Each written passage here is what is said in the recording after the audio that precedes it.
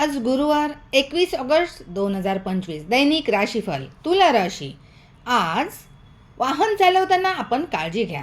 व्यावसायिकांना दिवस चांगला आहे। वेगवेगळ्या प्रकरणात निर्णय तुमच्या बाजूने लागतील। मित्रांसोबतचे नाते आज तुमचे मजबूत होईल। नवीन कामाची सुरुवात करू शकता। कायदेशीर बाबींमध्ये आज तुमची डोकेदुखी वाढेल।